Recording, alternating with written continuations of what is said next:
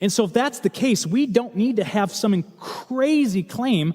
All we need to ask is, what is the chance of all of these data that we find from history being exactly the same if this event never happened? And what you find out, and what Richard Swinburne has done, it is so mathematically improbable. You are actually rationally allowed to believe that Jesus rose from the dead. It's really cool. It's called Bayesian theory. I don't have time to get into that, but he has a whole sort of lecture on that. But secondly, I don't think we have the possibility of knowing possibilities when it comes to God in this sense of miracles. Let me read what Dr. Moreland has here, and he has a brilliant insight on this. He goes, given that God exists and is a person, the one way we can say that given a miracle or miracles in general are improbable and extremely unlikely is to know God's mind. This is what he's saying. Look what the blue says. Just because we see less miracles in our everyday life than the amount happening, it doesn't follow that this event of being miraculous is any less probable because we don't know God's mind. We are bringing in a supernatural being who has freedom of will. It could be the case that given certain circumstances, God will always act in it, not making the miracle highly improbable, but making it certain. If God is free, and he has a mind, and he has a will, and he has a plan, and we don't know all of the facts behind it, how are we to conclude that this event was less likely to happen than not? And I don't think we are in the position to make these probability claims, given that God is a free being and has a will. Seeing just through these two arguments, not only is it we got to know what extraordinary means, and a lot of times it's begging the question, also with miscalculated probability, as well as not knowing God's necessarily knowing his mind and what he would do in every circumstances, I don't think we need to be afraid of this argument. In fact, I don't think it works at all. So lastly, David Hume. David Hume's arguments, and there's two major versions of David Hume's arguments that I want to present today. And Dr. Norman Geisler points these out perfectly. And the first argument that he's going to give is for the impossibility of miracles. This is what he says. He goes, let me define a miracle for you. He goes, a miracle is a violation of the laws of nature. Anyone already see problems with this? Yep. Okay. Miracles is a violation of the laws of nature. Firm and unalterable experience has established these laws. A wise man proportions his belief to the evidence. Therefore, the proof against a miracle is as entire as an argument from experience can possibly be imagined. This is what he's saying. Miracles are a violation of nature. We know that nature can't be violated. And so anything that looks like a miracle, a wise man portions his belief to what is regular. Therefore, we should never believe that a miracle is even possible to happen. You can already see the problems with this. First, his arguments are based on presuppositions and actually circular in reasoning. Hume defines a miracle as a violation of the law of nature, and then goes to define the law of nature as principles that can't be violated. That's not helpful. Miracles are a violation in nature, and nature can't be violated. Well, you can't just say that. You have to prove that, right? So he defined in his own argument the impossibility without proving anything. He goes, he is ruling out the possibility of miracles at the outset. He is assuming that which he has already stated he will prove. And lastly, this is an assertion, not an argument. I need you to prove your premises. What he is saying is that miracles violate the principle that miracles never happen. Well, that's not helpful. But what's really interesting is Hume realized he did this circular reasoning. In his own writing, he goes, okay, I got to fix what I've done. And so what he's done is he's corrected his argument to try to argue that, okay, maybe they're not impossible, but maybe we should never believe any evidence. Say someone brings us evidence. And so here's the argument that he points out here. 1, a miracle is by definition a rare occurrence. 2, Natural law is by definition a description of what is regular. And the evidence for what is regular is always greater for what is rare, right? 3, a wise man bases his belief on the greatest evidence. Therefore, a wise man should never believe in miracles. Miracles are very rare. Laws of nature are very common. A wise man portions belief to what is common, so we should always believe that something in nature is happening and shouldn't believe in miracles. There are problems with this. Let me give you 3 of the major ones. The first problem is the massive assumption of uniform experience. This seems to either beg the question or is special pleading. He made some logical fallacies in this. It begs the question if Hume presumes to know the whole field of experience to be uniform in advance without even looking at the evidence. Now, I don't know about you. Look at my fact here. According to the National Survey, roughly 94 million adults in the U.S. would say they had experience that they could only explain as a miracle from God. Now, this is not to say it was a miracle, but this is to say they thought it was a miracle. And so to say that all uniform experiences is not to experience the rare things that people can't explain. The National Survey shows this to be wrong. If you want to say all of human experience is uniform, you have to deal with these incredible claims from China, in Africa, in the Islamic world. You have to show all of these are false to first say everything is uniform in experience. Secondly, it's special pleading. Special pleading is basically you take a small group and make it like the sum total of everything. And so if he means that by uniform he selected a group of people like his peers and his scholars, and then just say this is how it works for everyone, well, that's just garbage. That's special pleading. You can't just say, well, all my friends don't experience, therefore everything's uniform. That doesn't work like that. As you've just seen, it just doesn't work like that. I love what C.S. Lewis says, specifically addressing Hume. He says, unfortunately, we know the experience against them to be uniform only if we know that all reports of them to be false. He only said they're uniform if we know all reports to be false. He's assuming they're false in order to argue they're uniform without proving they're false. Secondly, he does something what is called adding evidence versus weighing evidence. And just look at the blue for now. Hume's argument equated quantity of evidence and probability. It says, in effect, that we should always believe what is most probable. We should always believe what is most probable. But this is silly. On these grounds, a dice player should not believe that dice showed 3 6s on the first roll since the odds are 216 to 1. We should not believe that we won the lottery on the news report if you want to talk about improbabilities. But no, that's not what we do. We don't weigh evidence, right? Well, we don't add evidence, we weigh evidence. What Hume seems to forget is that wise people base their belief on facts, not odds. He confuses quantity of evidence with quality of evidence. You might have a ton of evidence, and it be garbage. And I have a lot less, but being unbelievable evidence. I would never hold to a principle that says I need to reject the good evidence because there's a ton of just garbage arguments out there. Why would you do that?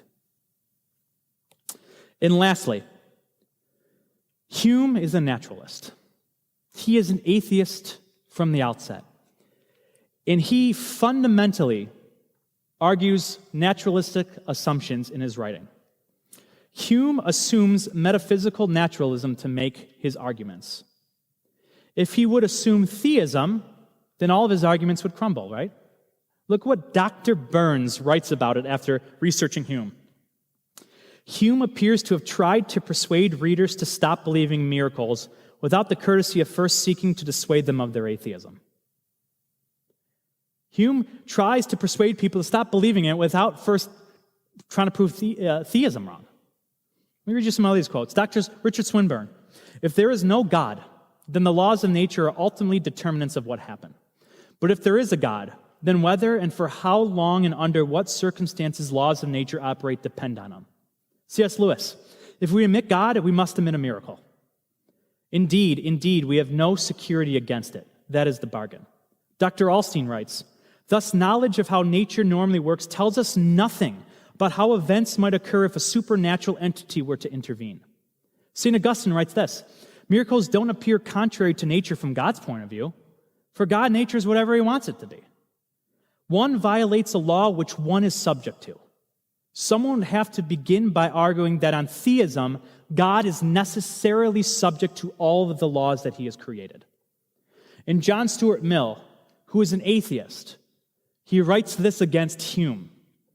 All Hume has accomplished was to show that if we already don't believe in supernatural, if we already don't believe in God, then nothing can prove as a miracle to us.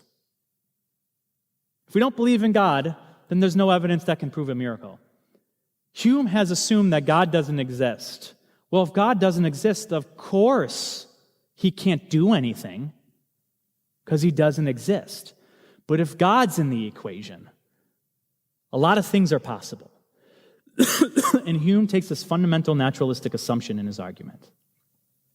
Now, arguments against miracles, our inability to know through history, and miracles that happen with us, you know what? Doesn't work. Scientific studies, guess what? Don't work. The extraordinary evidence argument, guess what? Doesn't work. And Hume's argument, guess what? Also doesn't work. So lucky for us, remember I talked about the first slide. What's at stake? And I looked at that argument. We can reject premise 3, that miracles are impossible. And if that's the case, a lot of things open up for us. That God is still working. And then the purposes that we've taken a look in the first part are still ongoing. And when we come back from a 10-minute break, what I want to do is I want to soak in miracles. And I want to read you some miracle stories that were recorded in journals and by doctors on their charts and explain to you some of the things that they have witnessed. So it can dwell in us, let us rest on our minds and our hearts, and train ourselves to be more expectant. So we have what is a miracle, what are the purposes, and arguments against them do not work. So let's take a 10-minute break, and we will come back and finish off the talk. We are back from our break. For those who aren't here, you missed out on Paula's Donuts. Paula's Donuts and coffee, that is your fault that you missed out on Paula's Donuts. They can take some home with them too. It's just, you can't take it home if you're not here. But we are back from the break. We took a look at, in the first half, what is the purpose of miracles and what's a good working definition of what the miraculous is, as well as we took a look at 4 of the major arguments against miracles existing and their possibility. And we saw that these arguments do not work against miracles actually happening. So in this half, what I want to do is I want to take a look at the miracle stories. I really want to soak in the miraculous and read some of these stories, my research that I have found. And then afterwards, I want to ask the question, what if miracles don't happen? What if miracles don't happen? Now, I do want to say this. If you guys are looking for a good source, Dr. Craig Keener has a 2-volume, 1,400-page book, 2 books on it, on miracles and his investigation and looking at the journals and his conversations, and he's footnoted every single thing. I mean, thousands and thousands and thousands of examples that he personally sought out and investigated himself. So if you're looking for more examples and to read more about them, I suggest reading some of his volumes on the work, because some of them are insane, what he's discovered in the medical journals. But before I start reading some of these examples, Dr. J.P. Moreland, in his book, Experiencing Miracles, gives us 7 points how we can create habits to be more expectant for the miraculous in our lives. And I want to read some of these points for you, because I think these are good to consider throughout our daily lives and create habits and train ourselves in order to be more expectant for God to use you in ways that maybe you didn't think was possible before. So the first one he says is this: doubt your doubts. Doubt your doubts. Face your intellectual doubts honestly. A lot of people, when they get doubts in their mind, they think like these things are going to drown them. And I get it. I've been through life where I've doubted, and it made me nervous. But he points out it's okay to doubt those doubts. And when you have doubts, he says, test them. Put them through the fire. Drag them through the mud. See if they hold, because you're going to find if Christianity is true, those doubts will not stand. Doubt your doubts. Face your doubts intellectually. Second, he says, make a habit to ask others about what they've heard and seen. Ask people. Hey, did you experience anything in your life? Have you seen anything? Tell me more about these things. I want to soak my lives in examples from people who I trust and I know who are credible and can tell me these stories. Third, talk with church leadership about sharing more testimonies from the pulpit about the miraculous that they have seen or heard. I think in our church we could be doing better at this. Sharing stories, sharing testimonies here and there. I'm not saying create a church solely around that. You end up getting some interesting churches if this is the case, but it doesn't hurt to have this every once in a while. Fourth, he says, avoid both extremes, gullibility and skepticism. We can't believe everything that's out there. We can't be skeptical about everything. Harm can be done to the cause of Christ if we believe everything, and harm can be done if we don't believe anything. So we should take everything on a case-by-case basis and do our intellectual duty and investigate these things. Fifth, he says, be honest about your disappointment with God. If something doesn't happen for your life and you ask for it, be honest with him. He's okay. He's big enough. He's tough enough. He's strong enough. He can take some blows. Trust me, there are some really interesting people throughout history who are Christians that have gone after God in their hearts. He can handle it. 6, read a good book that gives reasons for how we know God exists. Just as we saw in the very last thing, if God is in the equation, as C.S. Lewis says, there's nothing you can defend against the miraculous happening. Boost yourself on the knowledge of God's existence and God's works in creation to know that if he exists, he is still working in this way. And 7th, read a good book about researched miraculous claims. And do you know what I've done? I've done that. And I want to share some of them with you. I want to take a few minutes to soak you in some of these examples that I really thought were cool and really sort of made me go, oof, that's incredible. From peer-reviewed and the doctor's reports, let me read you some of this. Deborah Watson's sister, her name was Gloria. And when Gloria was a young baby, she fell off a high-perched bassinet onto the hard floor. As she lay there motionless, her father, who was a pastor, his name was James, he realized the back of her skull was fractured and was crunching in his hand as he picked up his daughter. So he realized they could get to the hospital before the ambulance got to them and got back to the hospital. So him and his wife prayed a whole entire way, rushed into the emergency room. The nurses, seeing what has happened, rushed the daughter back into surgery as the parents wait in the waiting room praying for their daughter. All of a sudden, the doctors came out to meet their parents, and they're, how is she? The doctor goes, I don't know what's wrong with her. And they go, what do you mean? I don't know what's wrong with her. The nurses who took the daughter in came out to the parents and go, what happened? Because her daughter's back of her head was as if nothing happened at all. An hour later, they took the daughter home, and to this day, nothing was wrong with her head, and she continues to be perfectly fine. From thousands of pieces of fractured skull recorded by the nurses in her charts to absolutely nothing when the doctors came into her, recorded in their medical journal. Crazy. Dr. McLennan, he actually has a record that he shared with Dr. Keener of 60 events that he has seen and experienced. This is what Dr. McLennan shares. He had a woman who had severe uterine cancer for many years. After many, many tests throughout the years, they finally got her prepped and ready for surgery. And the night before, she stayed in the hospital because surgery was going to be first thing in the morning. But randomly, late at night, some really weird woman, an unexpected guest, walked into her room. She was very confused because she was expecting no guest. She wondered why the hospital would allow anyone this late if even it was a guest, and let alone being some random stranger who she has never met. The stranger came over and just prayed for the woman and then left. The woman felt a warm sensation come over her entire body. Now, a quick side note. I can't tell you how many of these miracle stories I've read that they felt warm sensations during the event of the prayer or something. It's a very high amount of them. I would say over 60% of them experience this feeling from what the reports I have read. So in the morning, the woman was being prepped for surgery, and she kept telling the nurses, I want a test again. I don't want this surgery. I'm healed. I'm perfectly fine.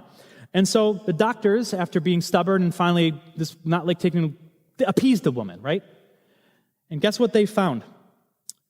Her uterus was completely empty of cancer. And they let her go the next morning, cancer-free, and to this day, she still doesn't have cancer. Dr., I'm going to butcher this name, Sheepacase records of a woman named Kelly Craybaugh who had TMJ. And TMJ is basically a joint syndrome that locks all your joints. And she has had this since the age of 13, and at 16, her jaw locked for 6 months straight, and she had to go in and get surgery on her jaw just to open it. She was being fed through a liquid for those 6 months. But after her surgery, a few months later, the problem came back, and her joints locked up and her jaw locked up. Her Christian friends who lived in Sweden felt so bad for her, decided, feeling the call to come fly to America and pray over her friend. During her prayer, her jaw immediately opened. The next day, they took her to the doctor to see what is happening. And the diagnosis of TMJ was if it never happened in the first place. The syndrome completely gone. Pastor Donald Bartow records of an elderly person who he prayed for in the hospital who was diagnosed with the rare skin disease which he had had for 2/3 of his entire life. He was covered with itching and seeping boils and terrible rashes. In the hospital, Pastor Donald Bartow anointed this man with oil and prayed for his healing. As soon as he left the room, the doctors came in, and guess what? All the rashes, the seeping boils, completely gone after the prayer. The doctors found the man sitting up, awake in bed, ready to be released. Dr. Klaus records this story, which you can find in Juliet, Illinois newspaper, of a 10-year-old girl who had Ray's syndrome. She was in a coma on a bed of ice with a shunt in her brain to relieve pressure. Doctors gave her 48 hours. And now, a Wheaton student in college heard of this woman in the news and felt compelled to travel out there and pray over this little girl with Ray's syndrome. So the student met her at the hospital. The parents allowed her in. And as soon as the student left and the doctors came in, the woman was awake out of her coma, perfectly new. They removed the shunt 10 days later, and the little girl walked out of it completely clear. Her Ray's syndrome completely gone. Next story is located in the Family Medical Journal of a man named Gene Wilkins who was diagnosed at age 17 with rheumatoid arthritis as a juvenile.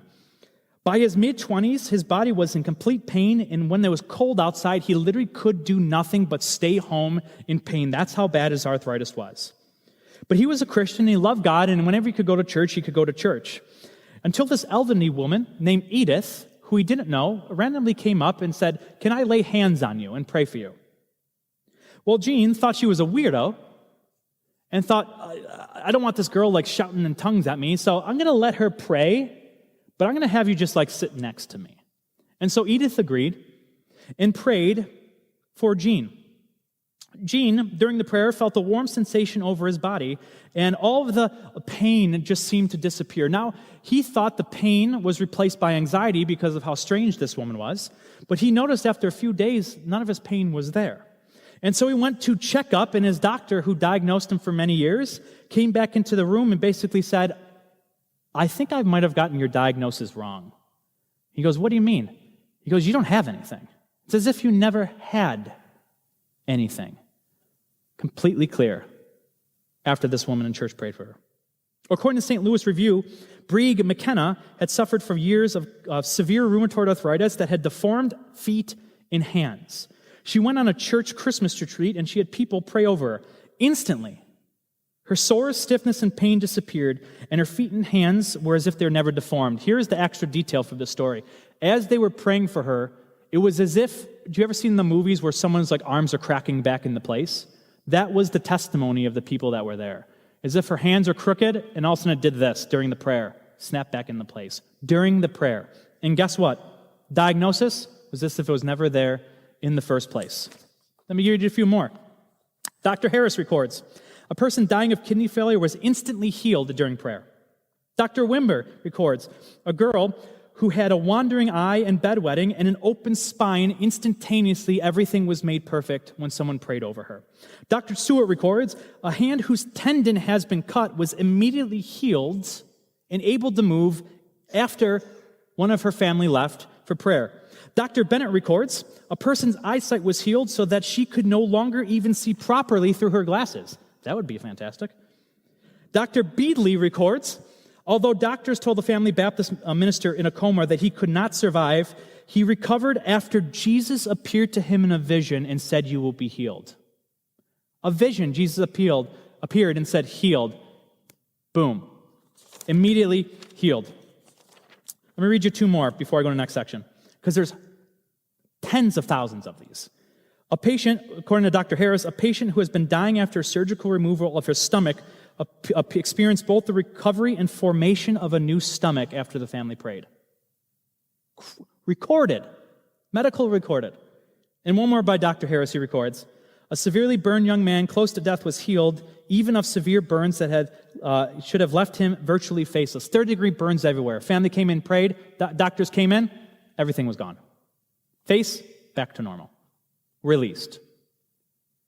And we have tens and tens and tens of thousands of these examples of God doing wonderful things through his people for his people. And it's because we are experiencing a foretaste of something better that's coming. We weren't designed to be hurt and in pain like this. This was not his original intention. And one day, he is going to bring us and make us new, and we're tasting of it in the here and now. And he is still active. Now, this begs the question, what happens when miracles don't happen? What happens when we pray and they don't happen? And I think there's two categories I want to kind of go over with this. The first is, what are we to believe when we pray for miracles and we don't receive them? And secondly, I always hear this, why does the West seem so quiet? I don't think that's true.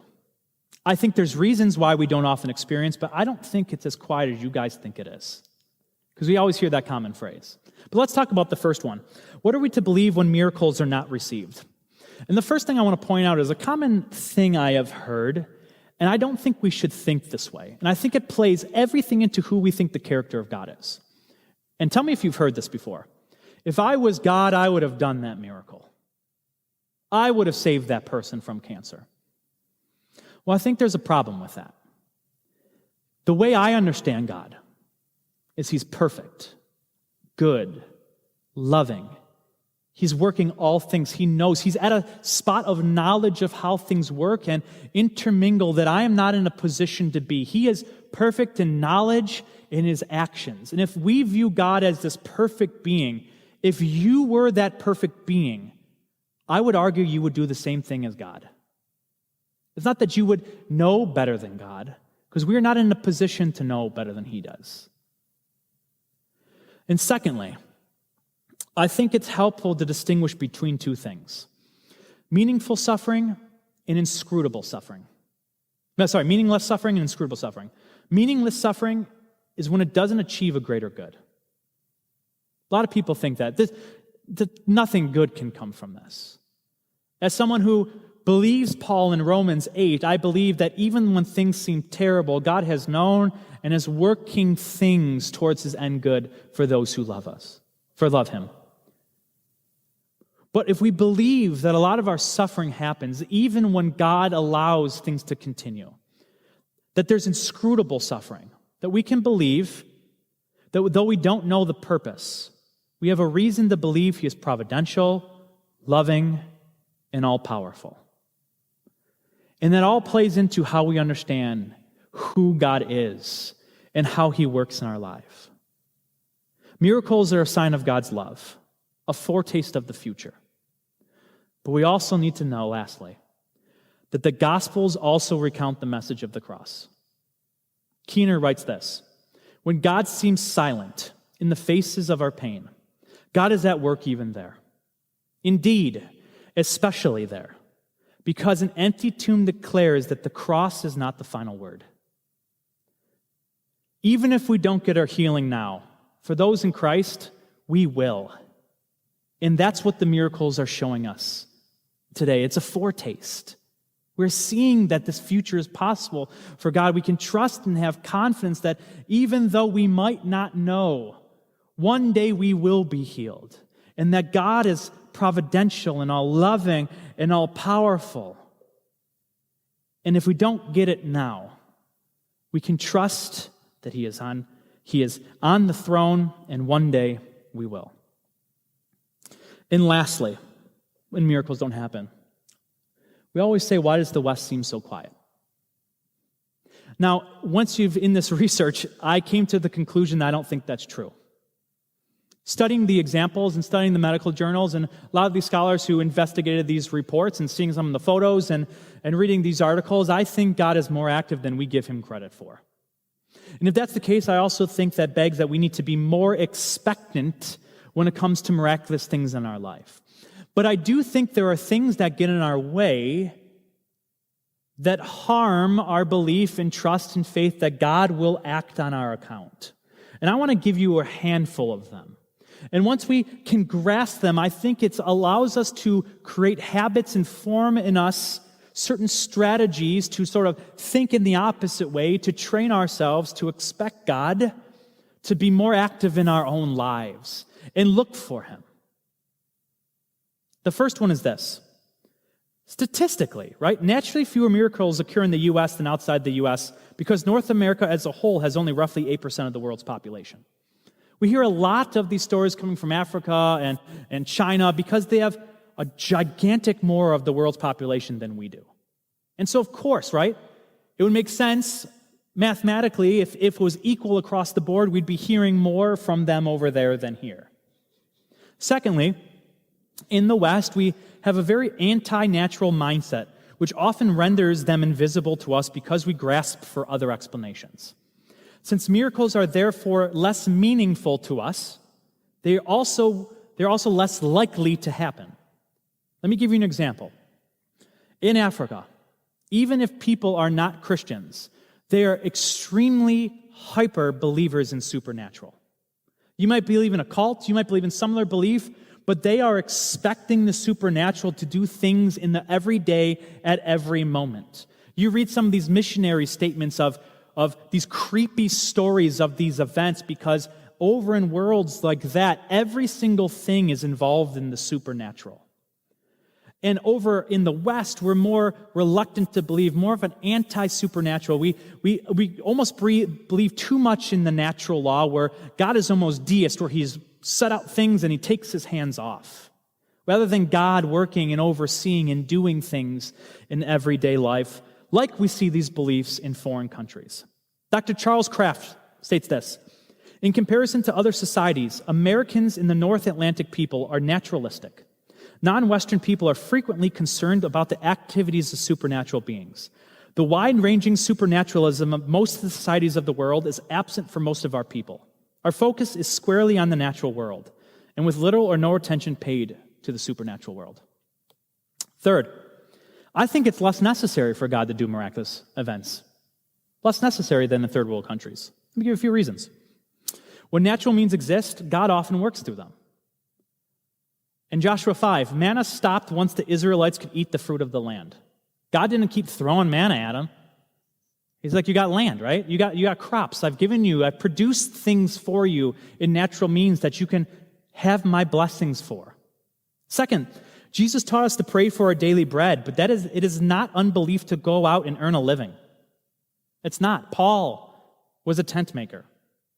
Jesus fed the crowd supernaturally when food was needed, but He told His disciples to go gather food afterwards.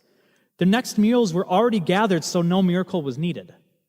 How silly would it be for the disciples to throw out the food so Jesus could multiply the bread and the loaves and the fish again? That would be silly, right? Third, God can heal, but He also expects us to use common sense. He has provided me a job with health insurance so I can go to the doctors. It is no less a divine blessing and a gift. In order to understand how the healthcare insurance, look at some of the statistics just that we find in Africa. 2% of the world's doctors live in Africa. 200,000 women die in childbirth each year in Africa, and 9% of the children born die before the age of 5. They don't have the kind of health care that we do. We might be able to take a pill that stops a virus from killing us when in there they need some sort of miraculous event or this virus is going to kill them. We have means that God has blessed us for in this world and in the West. Another reason, many Christians today are embarrassed by miracle stories in the Bible, or they're embarrassed if they try and nothing comes from it. I would pray for this person, but I think it's going to look like God doesn't exist if nothing happens. But once again, that assumes that we took a look at some of the scientific studies that it's God's will that it's for to happen. It's perfectly fine to pray and nothing to happen. That doesn't mean God doesn't exist or isn't working. It just means that he didn't answer your prayer. So here's what I like to say. Pray on the way. Pray on the way in the ambulance. Go to the hospital. But pray the entire time. There's nothing wrong with that. As we saw in the first, they prayed as taking the child to the hospital, and as soon as the doctors rushed in, God performed the miracle. God performed the miracle in the hospital after they prayed on the way. Next, I think a lot of times our churches in the West have a false biblical understanding of the good news. And this is what I mean by that. I did a talk on what is the gospel. You can find it on Pastor Mike and I and Bradley's podcast of The Caffeinated Christian. And my whole point was this, that a lot of times here we take a part of the good news and proclaim it as the entirety, and we miss a lot of the good news that is actually happening in Scripture. And we have titled the gospel to some strict atonement theory, when in fact it's all of what Jesus is doing throughout reality. And if this is the case, and we see the good news as more of what Jesus is doing found in the story of Israel, right? All of his completion, rather than just like the strict atonement theory. Miracles are a part of the good news. He's still working. The gospel, the good news, miracles are included. And I think we should preach it and speak it and think that God working today is a part of the good news that we have. Next, many people follow what is called the Reformed tradition. And this brings on a view called cessationism with it. And there's two views in cessationism. I had a whole 12-slide argument for it that I had to get rid of because I'm already running over. But this view, basically, if you take a strong view, it believes that God is not doing any miracles, no speaking in tongues, no prophecies, nothing. That God is not active whatsoever. And a lot of people who hold to a very Reformed tradition hold this view. And like we saw in the STEP study, if you don't believe miracles are going to happen, how can you expect them when you're praying? And lastly, many Western churches set their minds almost strictly on the looks of Sunday morning. This leaves less time to dwell on these other specifics. A lot of churches are concerned of how they will look online or how to be presented on Sunday morning, and everything they do is geared to these few hours. But that takes up a lot of their brain space to not dwell on specific things like miracles, specific things on that we see in Scripture that God is specifically doing. And a lot of our focus is focused on the show rather than the dough, I guess you can say. So, we see that we can trust that God is active. We can have faith that even if we don't receive miracles, that they're not meaningless, but God is doing a purpose, and do not worry, because the gospel recounts the cross, and one day we will be healed. And God is active more than what we believe he is in the West here. And there are reasons why I think could hinder us in seeing this, that if we create good habits, it can open us up for more of God acting in and through us. So, miracles, purpose, argue against miracles. The West is not as quiet as you think. God is working. And so I have every belief that God is continuously to do his work in and among his people, if we are open and we are willing. So, Before I close you out in prayer, I do want a quick announcement. Our next talk is on October 27th. It's a book study. Paul Copan, Is God a Moral Monster? Making Sense of the Old Testament God. I'm going to be looking at a lot of agnostic and atheist claims through the book of how they sort of make fun of or scrutinize the Christian belief of the character of God in the Old Testament. And we're really going to dive deep in those arguments against us and these insults against us and really pull back the curtain on who God truly is in the Old Testament and bring out that He is a good God in everything that He is doing. So if you want to order this book, you can get it on Amazon. I think it's like $12 I got it for. It's an easy read. The chapters are 6 pages each, so you can read it 15 minutes, next day, 15 minutes the next day. And we are going to be going through the book, through the chapters, the content, and looking at it and breaking it apart. Yeah, if you don't read it, you can absolutely still come. You don't need to read the book to be here, because I will explain everything, what he said in the chapter, what was his purpose of the chapter, and we will walk step by step through it. So still come if you forgot to read it, because you are going to learn a lot about Old Testament law and what God is doing through their culture and His people. So if you could, bow your heads real fast, and I will pray us out. And I'm way over, so I'll go quick. Dear Lord, I just want to give you thanks for all you've done, Lord, and just thank you for continuing to work in our lives, to work in the lives of your church and showing a foretaste of what you have planned for us in the here and now, God. Please open our hearts and our minds to be less hard towards experiencing your work in and through your people, God. I ask for a blessing upon these people. Give them wisdom, give them discernment, and as they go out here, to continue just to look into who you are and your word and just pull away from it how wonderful you are. Lord, I pray this in Jesus' name. Amen. And for those watching online, I appreciate you sticking with us through the whole time, and hopefully you can make it here next time, or we're going to try to go live next time as well.